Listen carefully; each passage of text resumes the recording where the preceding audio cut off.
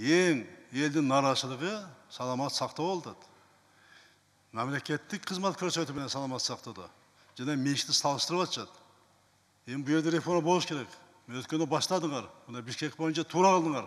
Мен аны қолдаймын, ашық айтайын, аны тура қысқарды. А бирок ошол меншік больницаларда ақша жүгіріп атат да, мемлекеттік больницаларда. Ошол ақша чуып атат да.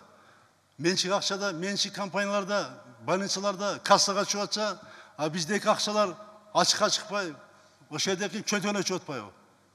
Буну эми легалдаштырыш керек да. Ушуну легалдаштырсак, электрон форматы киргизсеңиз, медицина башкаруу системасында. Ошол акча өзү чыгат ушул жака. Ошондо мамлекеттен да көп каражат кетпейт. Ошол каражат менен эле ошол мамлекеттик кызмат көрсөткөн кызматтарды ошо менен жасасак болот.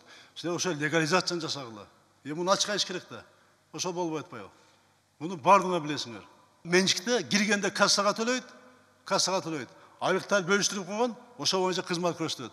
А силерде киргенден баштап чыкканга чейин төлөйт, кассага төлөбөйт. Ошонун үчүн акча легализация болбой, баары тең коррупциялап жатып калган баары тең. Ошону тездетиш үчүн силер кайра мына эң артта калып атасыңар. Буну тездетиле. Мөөнөт кыска.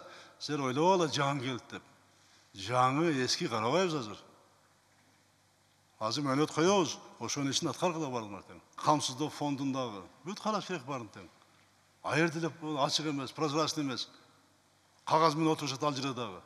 Эң мүмкүнчүлүк кыргызыш ошо медицина камсыздоо фонду электрон форматка өткөзгөнгө эң чоң мүмкүнчүлүк ошодо бар. Аларда колунда каражат бар. Кылса болот.